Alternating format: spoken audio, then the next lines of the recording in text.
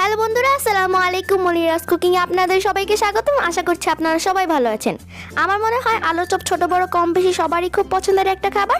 বিশেষ করে রোজার মাসে এটা খুব বেশি খাওয়া হয়, কিন্তু রোজার মাস ছাড়াও সারা বছরই কিন্তু এটা কখনো না কখনো বিকালের নাস্তা হিসেবে বানিয়ে খায়।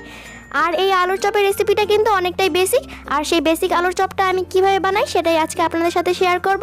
তাহলে আর বেশি দেরি না করে ভিডিওটি স্টার্ট করা যাক। এখানে আমি 3টি মিডিয়াম সাইজের আলু সিদ্ধ করে খোসা ছাড়িয়ে নিয়েছি।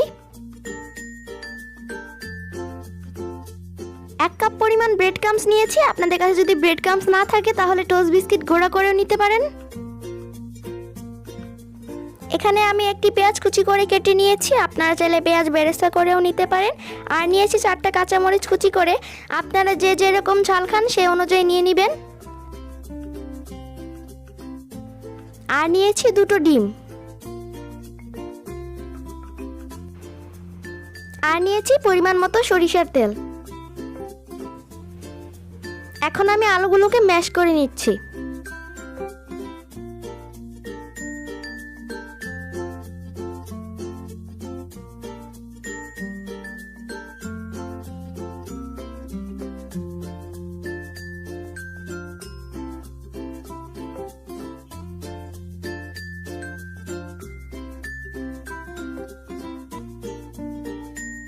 আলুগুলোকে ভালোভাবে ম্যাশ করে নেওয়ার পর দিয়ে দিচ্ছি কাঁচামরিচ কুচি এবং পেঁয়াজ কুচিগুলো। দিয়ে দিচ্ছি স্বাদমতো লবণ। দিয়ে দিচ্ছি পরিমাণ মতো সরিষার তেল।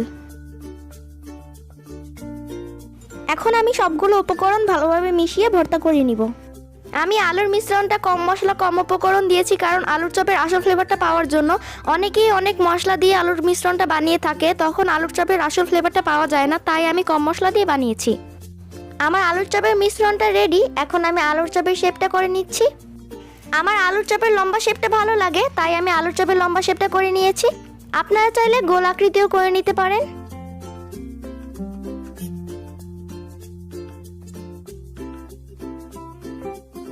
এখানে আমি 2টো ডিম ফেটিয়ে নিয়েছি। ডিমের মধ্যে আমি স্বাদমতো লবণ দিয়ে দিয়েছি।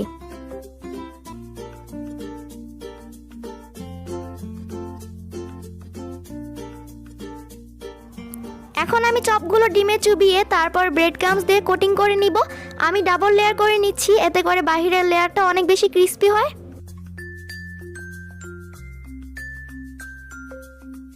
আপনারা চাইলে একটা লেয়ার দিয়ে করতে পারেন, কিন্তু একটা লেয়ার দিয়ে করলে আলুর চপটা বেশি ক্রিস্পি হয় না।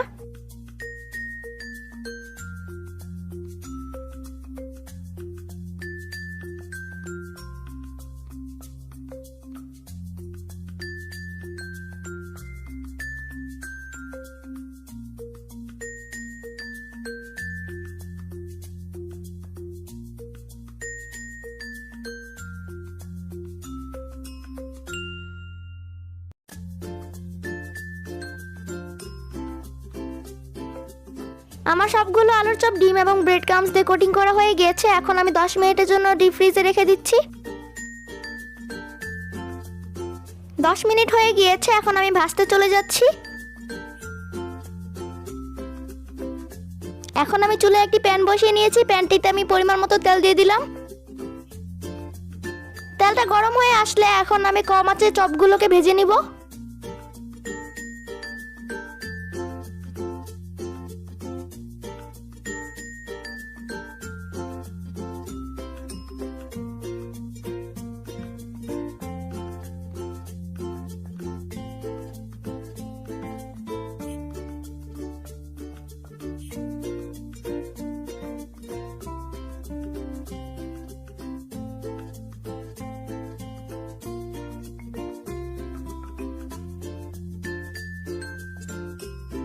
এখন আমি কম আঁচে উল্টিয়ে পাল্টিয়ে ভালোভাবে আলুর চপগুলোকে ভেজে নিব।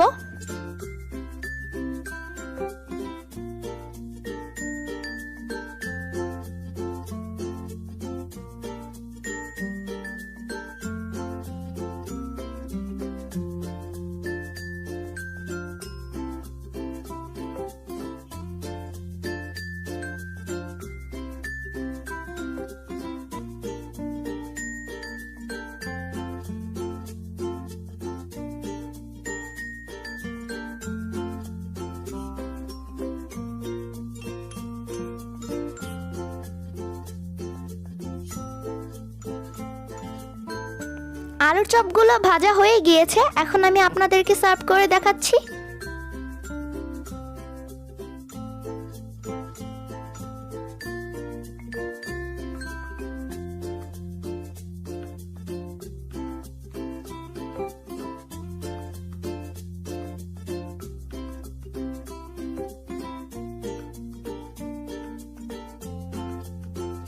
আপনারা দেখতে পাচ্ছেন আমার আলু চপগুলো কতটা ক্রিস্পি এবং কতটা পারফেক্ট হয়েছে। আপনারা আমার রেসিপিটি বাসায় ট্রাই করে দেখবেন। আশা করছি আপনাদের কাছে আমার আজকের এই রেসিপিটি ভালো লেগেছে। ভালো লাগলে ভিডিওটিতে একটি লাইক দিবেন এবং আমার চ্যানেলটি সাবস্ক্রাইব করে পাশেই থাকবেন। আজকের মতো তাহলে এখানেই বিদায় নিচ্ছি। সবাই ভালো থাকবেন। আল্লাহ হাফেজ।